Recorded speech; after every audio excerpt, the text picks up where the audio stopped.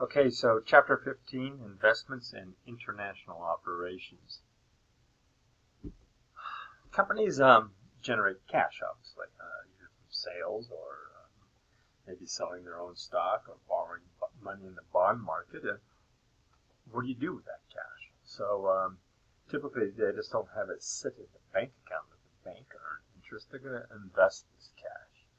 And there are some companies who are just strictly investment companies.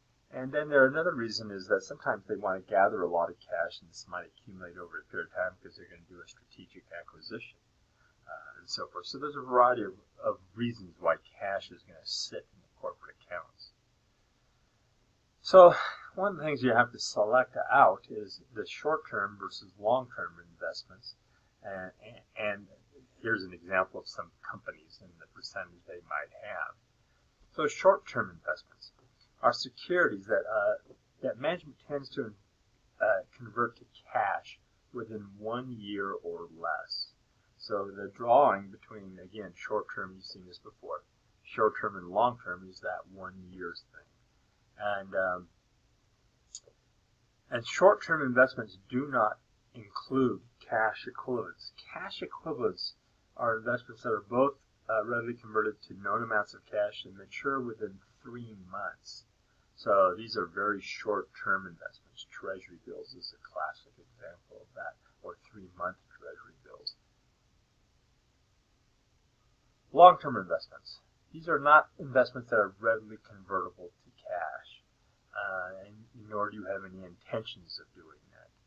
And these are reported in the non-current section of the balance sheet, and it's in the long-term assets, often in its own category. So the accountant's going to have to separate those and discuss with management their intentions here. So there are two types of basic investments: debt securities versus equity. Debt is a creditor relationship. So if you buy a bond, another company's bond, you're in essence sort of lending them money, even though you might have bought it from another investor on the secondary markets. And there are notes, bonds, certificates of deposits, and some of these can also be issued by governments, companies, or individuals, but this is a creditor relationship. Whereas equity reflects an owner relationship. You have stock in another company. So those are the two major types of investments. Okay, so when you're classifying it from an accounting standpoint, there's 3 factors that you have to take into consideration. Security type, is it debt or equity? Is it going to be short-term or long-term? And then if it is an equity ownership, is the percentage of ownership that you have in another company's equity securities. And there are different classifications that are going to be shown on the balance sheet. These are trading accounts, and you're going to report these investments at fair value. Held to maturity, notice this is debt securities because equity investments don't mature, they go on indefinite, whereas debt securities will have a maturity. And these are amortized at cost. Available for sale, non-influential securities and debt, again, marked at fair value. So you're going to have to keep track of which ones can be fair value, amortized cost. There could be an equity method of reporting it, as well as a consolidating method. So let's go ahead and look at these individually.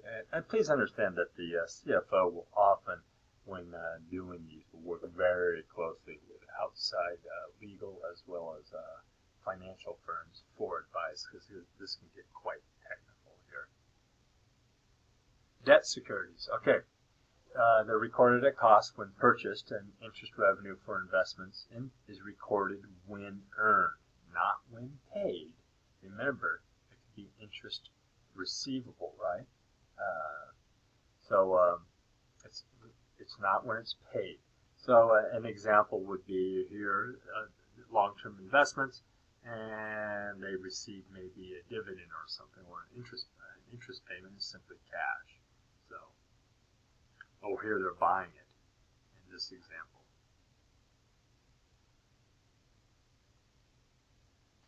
So again, you're going to get into accrual because you've got that interest receivable, interest revenue on December 31st, but they're going to now be paying this maybe on a later date.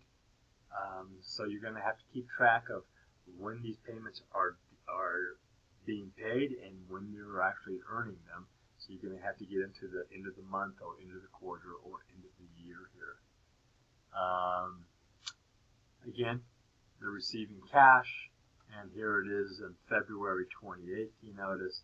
So they are recording that from the $700 that they did at the year end, plus the new revenue to get the total cash when paid.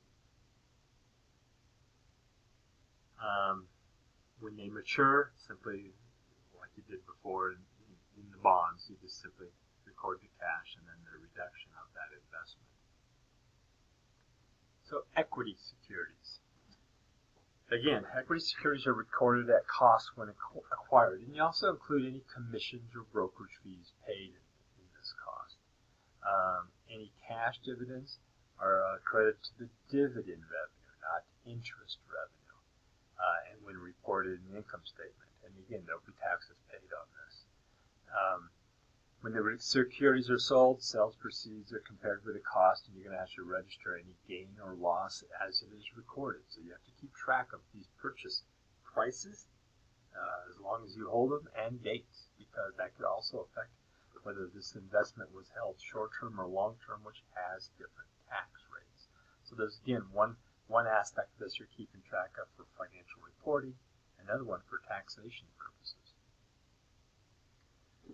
And again, here they're simply making an investment in cash. This should be no different than if you're buying a piece of equipment or real estate or any other acquisition that you're doing. And then again, now you're receiving dividends, and usually you're going to receive dividend per share. You might want to know, is that a quarterly dividend, was it an annual dividend, and so forth. Now you're selling these 500 shares in the open market for $45,000. So you got to calculate the original cost per share. You bought 86,000 divided by 86 per shares, and 500 shares is 43,000. So you did this. You sold it for 45. You're going to reduce that with your investment. You're also going to notify of the gain. Again, this will be reportable and taxable. Trading securities. In trading, you can trade both debt and equity. You can trade bonds. You can trade treasury bills, treasury notes. You do not have to hold them to maturity. You can trade these. And typically, these are actively managed and traded for profit. Typically, this will be with investment-type firms like mutual funds, pension funds, and stuff like this. But it can also be for corporations. They can sometimes dabble in the stock market or the bond market. Often there will be frequent purchases and sales expected, especially in investment-type companies. And you do have to report at fair value. And you have to report unrealized gain or loss in the income statement. Again, unrealized gain. This means you haven't sold it yet, but you do have a gain maybe at the end of the year that you do have to report here. So again, the year end becomes rather taxing for many CFOs. An example, had a total cost of $11,000 and a fair value of $13,000. Well, and the difference between this is that you've increased the fair value. So you increase that fair value, and then you have an unrealized gain here at the end of the year. So notice this is December 31st. So you can imagine what this is like for like a mutual fund company that might hold literally thousands of different securities. Again, most of this is now computerized. The brokerage firms also help keep track of this, but in the older days, this was quite a hassle. Short term, again, they're marking it up here. And now you're selling it, maybe, here, and here you got the short term, what you paid for it. Here's what you received, and then you have a $200 gain. It could also be a loss, which would be recorded over here. So you are going to have to keep track of this. And the gain is reported in other revenues and gains of an income statement. especially if you're like a manufacturing company, this is not your main revenue stream, then you will have an other revenue and gain section in your income statement. So the income statement is going to get more complex as well as the balance sheet.